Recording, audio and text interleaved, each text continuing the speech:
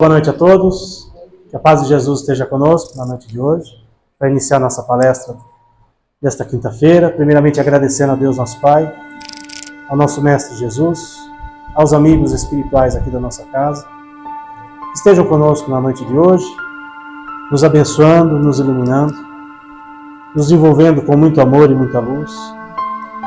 Todos nós aqui encarnados, aos irmãos desencarnados que também estiverem aqui, acompanhando essa palestra, a todos aqueles que forem assistir a nossa gravação depois, que recebam em seus lares, em suas vidas, todo auxílio, todo amparo que cada um necessitar. Também pedindo ao plano espiritual para que envolva a nossa companheira Nilce com muito amor e muita luz, para que ela possa transmitir o seu conhecimento para a gente, e que a gente aproveite tudo aquilo que ouvimos aqui hoje, de alguma maneira colocarmos em prática no nosso dia a dia. Iniciando a nossa palestra de hoje, eu peço que Jesus nos ensine. Pai nosso, que estais nos céus, santificado seja o vosso nome. Venha a nós o vosso reino, seja feita a vossa vontade, assim na terra como nos céus. Pão nosso de cada dia nos dai hoje, perdoai as nossas ofensas, assim como nós perdoamos a quem nos tem ofendido. E não nos deixeis cair em tentação, mas livrai-nos de todo mal, que assim seja, graças a Deus. Bom, hoje quem vai fazer a palestra para a gente é a nossa companheira Nilce. Nilce, obrigado mais uma vez. Muito bom, boa noite. A honra é toda minha, a alegria é toda minha, porque a gente fica feliz quando acolhida, né? E aqui é acolhida sempre com muito carinho. Do que é que vamos conversar? Remuneração espiritual. É um trabalho de Emmanuel, que está neste livro, que é um excelente livro, Perante Jesus. E as lições são muito simples, muito fácil da gente entender, por isso que eu escolhi, né? E profundas também. Então é mesmo do jeito que a gente precisa aprender. Vamos ver então, a base da reflexão dele é esse trechinho de uma carta que Paulo escreveu a Timóteo, onde, entre outras coisas, ele diz que o lavrador que trabalha deve ser o primeiro a gozar os frutos. Então ele vai explicar para a gente que história é essa, né? Ele começa dizendo: além do salário amoedado, o trabalho se faz invariavelmente seguido de remuneração espiritual respectiva. E depois ele vai trazer para a gente algumas questões interessantes sobre isso. Mas o que eu queria dizer para vocês é que qualquer trabalho que nós estejamos fazendo, se é o trabalho lá em casa, para a nossa família, se é o trabalho para nós levantarmos recursos e tocar a nossa vida, não é? Todos precisamos de dinheiro. Algum trabalho que nós tenhamos que fazer em sociedade e até mesmo nos segmentos religiosos de nossa escolha. Eu, desde a barriga da minha mãe, que sou espírita e gosto muito de ser. Então ele está dizendo ali que qualquer pessoa, além do salário amoedado, pelo que faz, pelo trabalho que desenvolve, recebe a remuneração espiritual. Respectiva seria em acordo com aquilo que é capaz de fazer. Mais do que isso, em acordo com o que deseja fazer.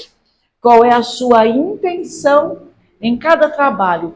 Por isso é que vale em qualquer momento da vida da gente, não é?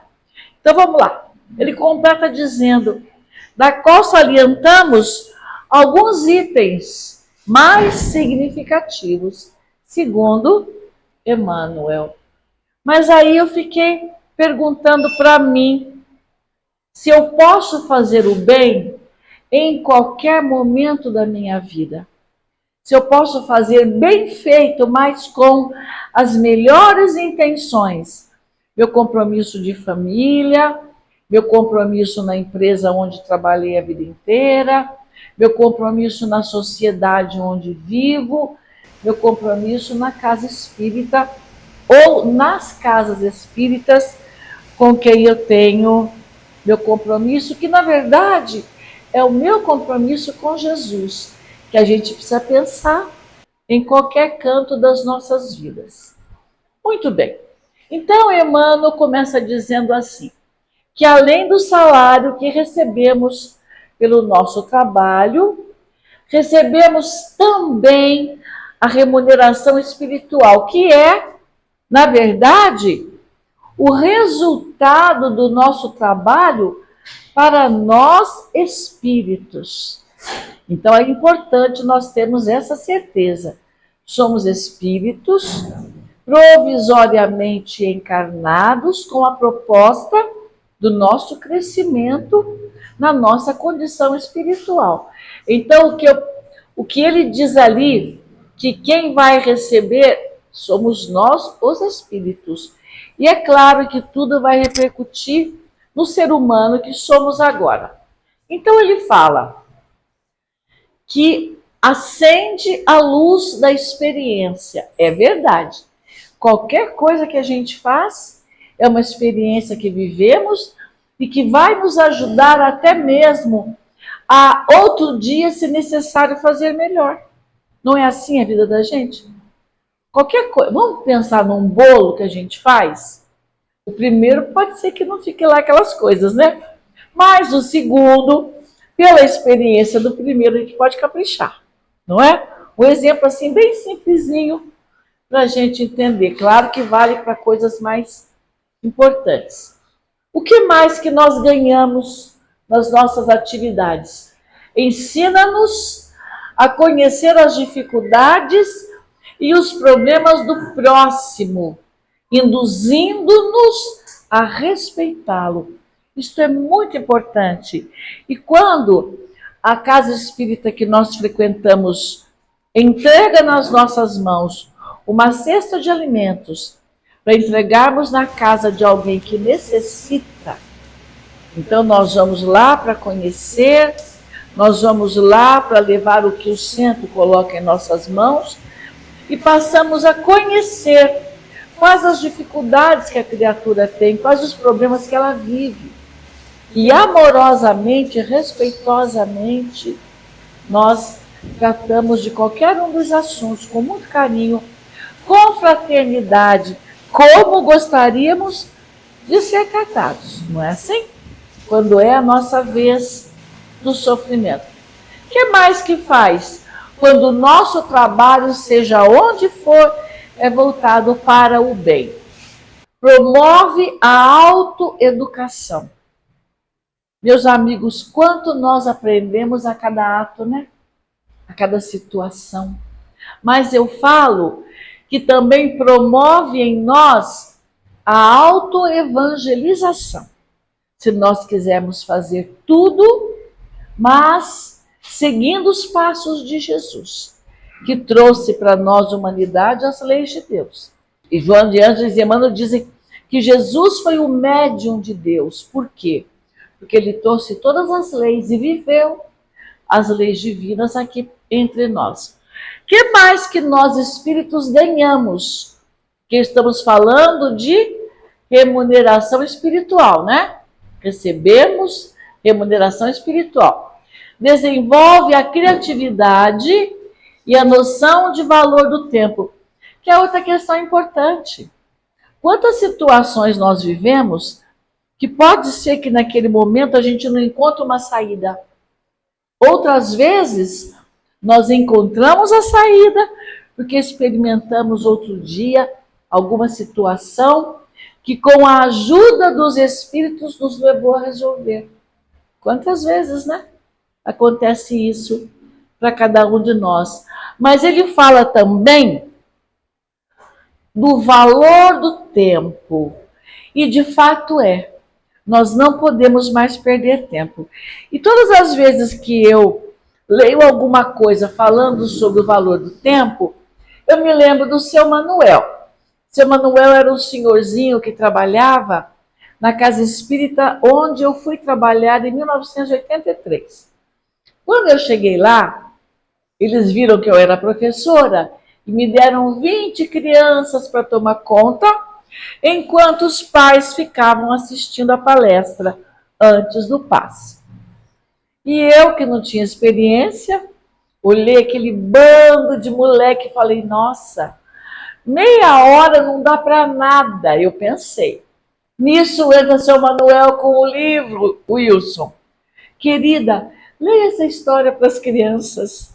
Você vai aproveitar meia hora. Nossa! Gente, eu só pensei. E é verdade, quanta aprendizagem naquele... O valor do tempo, né? Naquela meia horinha, contando uma história de fundo espírita para a criançadinha que estava ali. Foi extraordinário. Eu comecei a aprender ali, foi maravilhoso. A dar valor do tempo, não é? É claro que nós temos direito ao descanso, nós temos direito ao lazer, e aí é que está, o que é que eu faço a hora que eu não estou de mangas arregaçadas trabalhando, né? O que mais que faz para nós quando o nosso trabalho nos garante esta remuneração? Imuniza contra os perigos da aventura e do tédio. Também é mais uma recomendação, não perca tempo.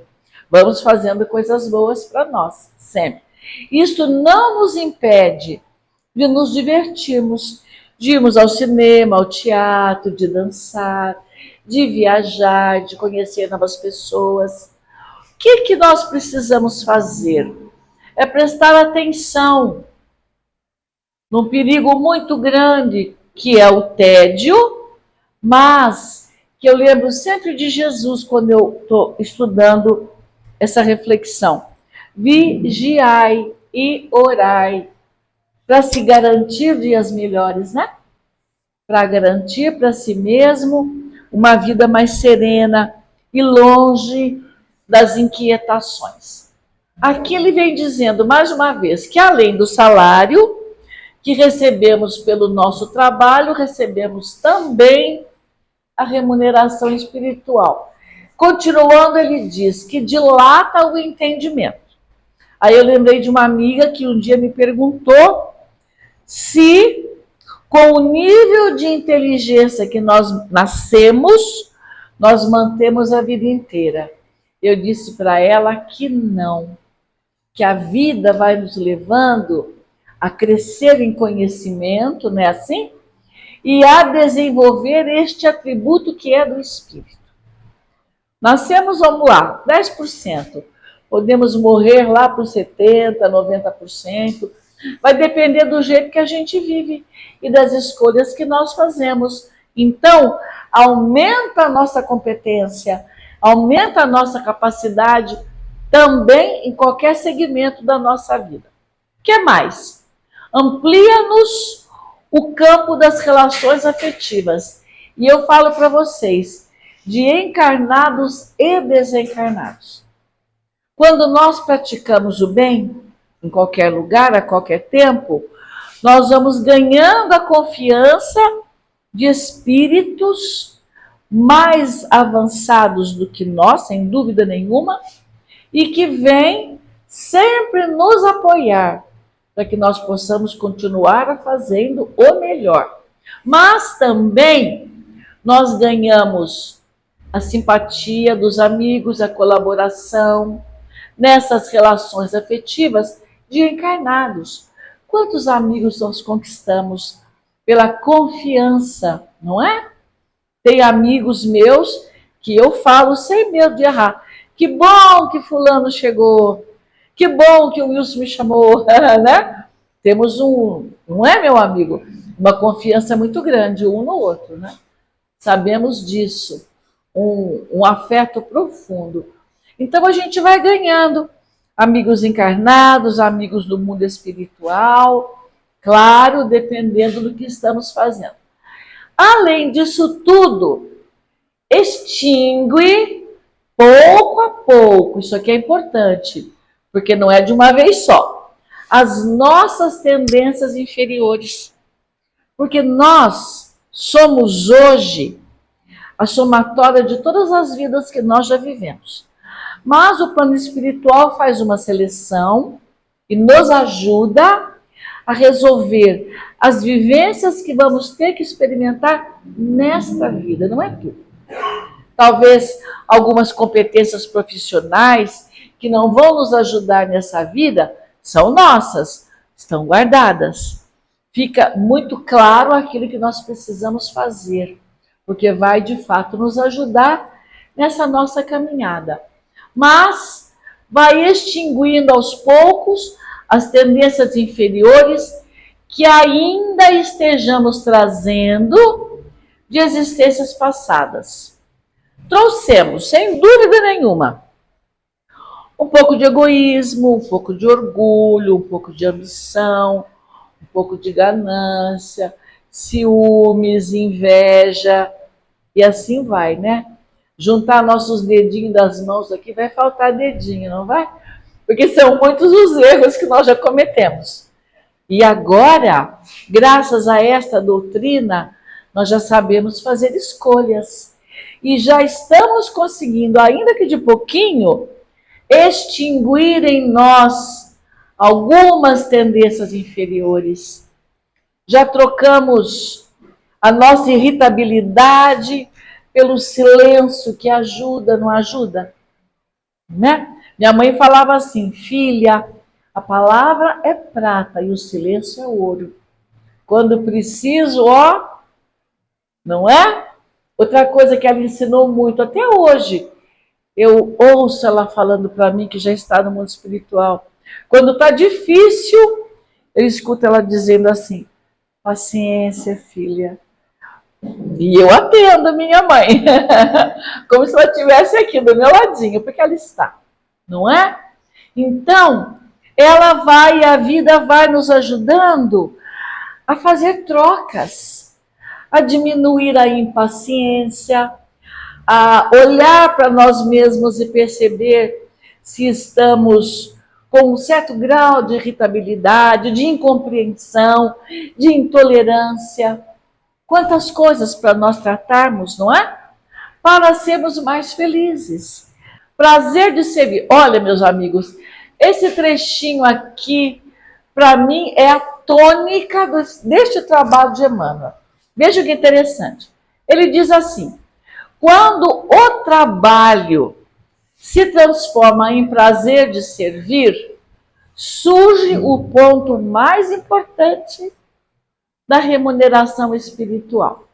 Então ele diz assim: toda vez que a justiça divina nos procura no endereço exato para execução das sentenças que lavramos contra nós próprios, segundo as leis de causa e efeito, se a justiça divina nos encontra em serviço ao próximo, manda a divina misericórdia que a execução da sentença seja suspensa por tempo indeterminado.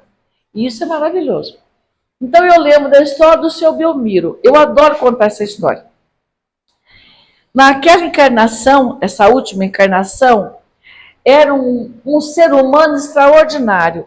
Um pai de família exemplar, um marido companheiro da esposa. No trabalho, ele era muito estimado por todos, porque ele colaborava com todos. Na casa espírita, era um seguidor de Jesus muito fiel. E nos fins de semana, ele varria a calçada inteira em frente à casa dele, plantava árvores, ajudava os vizinhos todos, enfim, uma pessoa extraordinária. E lá um dia, quando ele começou a desmontar as máquinas que ele trabalhava, ele perdeu a pontinha do dedo. Correram com ele para o hospital, foi feito o curativo, ele ficou tranquilo e melhorando.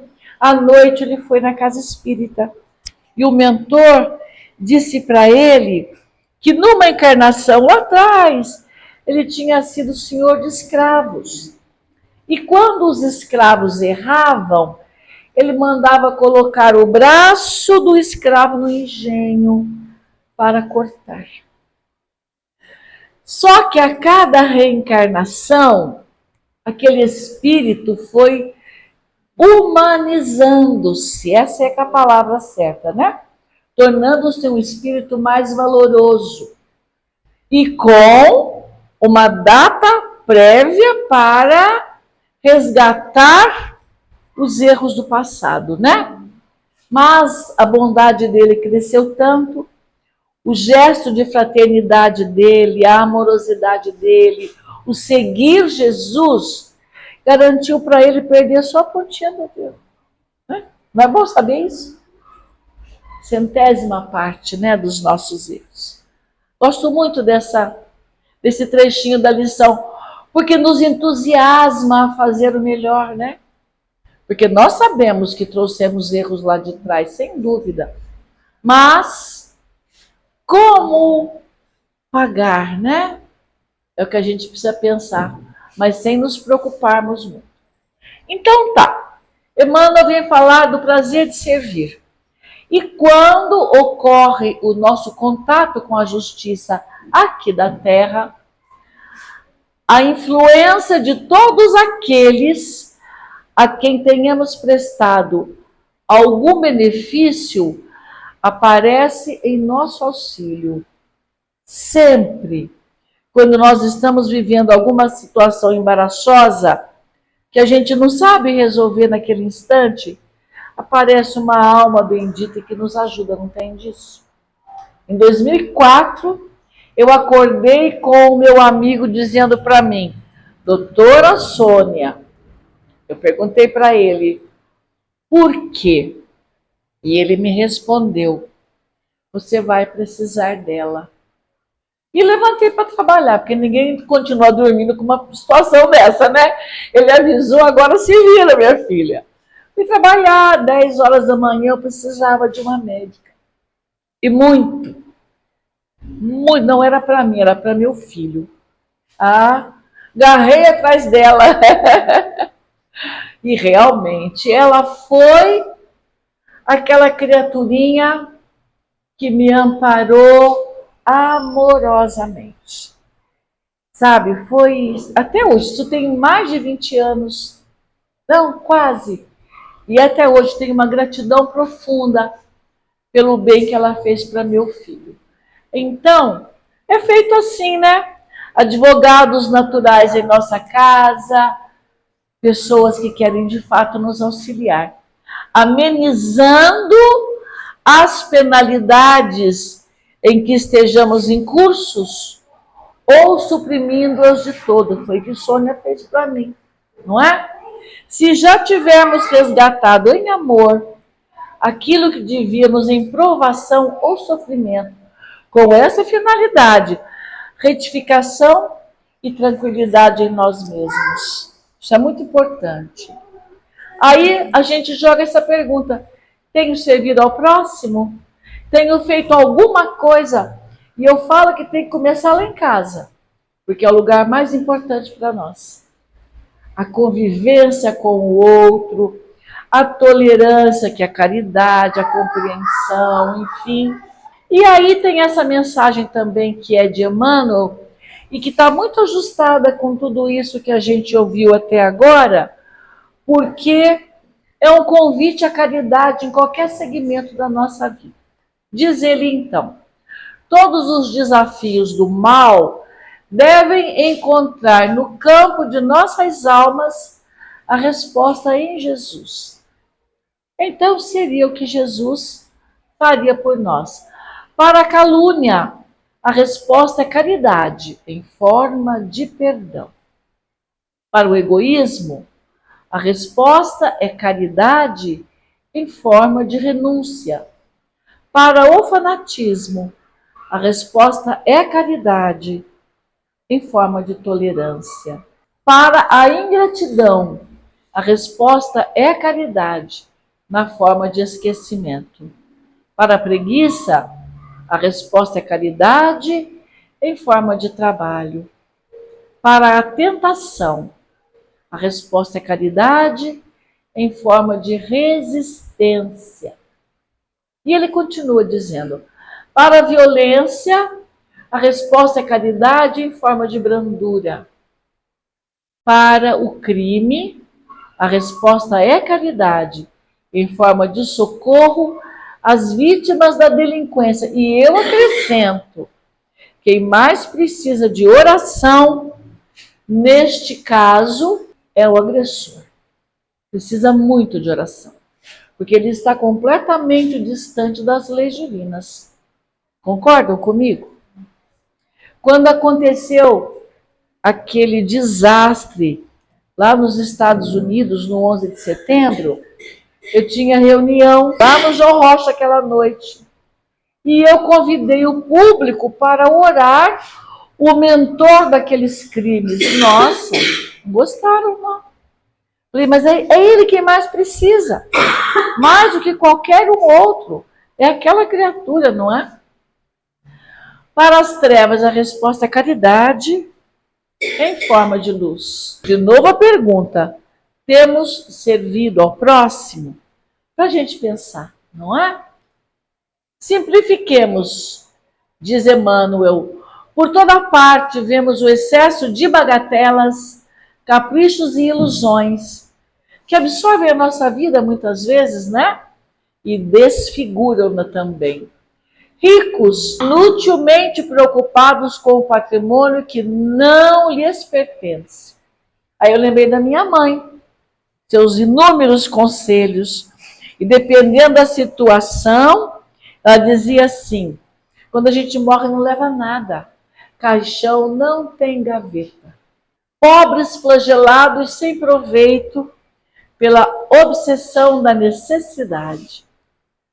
Homens inteligentes tão obcecados e chegam a olvidar a lavoura de luz que lhes cabe atender. Até porque as pessoas que têm um nível de inteligência a mais devem usar deste recurso que é seu para ensinar, para ajudar, para dar caminhos, né, para as pessoas. Pessoas de ambientes rústicos, tão atormentadas pelas ideias de inferioridade intelectual, que passam horas entre a revolta e o desespero, alheias às preciosas oportunidades de cultura e aprimoramento que lhes enobrecem a estrada. É o aproveitar a vida da forma como é possível. E ele termina dizendo: lembremos-nos de que as horas são recursos divinos que não devemos reter em vão, na abastança ou na carência, na direção ou na subalternidade, na juventude ou na madureza. Simplifiquemos o nosso caminho e aprendamos a trabalhar. Todos somos ricos de alguma coisa que precisamos movimentar na exaltação do bem. É Emmanuel que traz para a gente. E aí, eu me perguntando de novo, em que eu posso trabalhar para garantir a remuneração espiritual? O que é que eu posso fazer, não é? Então vamos lembrar o trecho da mensagem de Emmanuel que eu considero mais importante. Toda vez que a justiça divina nos procura no endereço exato para a execução das sentenças que lavramos contra nós próprios, segundo as leis de causa e efeito, se nos encontra em serviço ao próximo, manda a divina misericórdia que a execução seja suspensa por tempo indeterminado. É isso, meus amigos, que eu queria dividir com vocês. Vamos fechar nossos olhos, buscar Jesus no nosso íntimo, falando com Ele da nossa gratidão pelas bênçãos de luz que recebemos todos os dias. Queremos, Senhor da vida, pedir pela paz no mundo, pelos nossos irmãos que lideram as guerras, Rússia, Ucrânia, Israel, Hamas, que os espíritos de luz, mensageiros de Deus, possam envolver nossos irmãos para que eles possam promover a paz e a harmonia entre todas as criaturas, povos, nações. Pedimos, Senhor, que guarde o nosso lar, a nossa família, aqueles a quem amamos. Pedimos, Jesus, que fique conosco sempre, para que nós possamos aprender as leis de Deus que o amigo viveu tão fortemente quando esteve entre nós. Por fim, Jesus, nós te rogamos, fique conosco, agora, Senhor, e sempre. Que assim seja.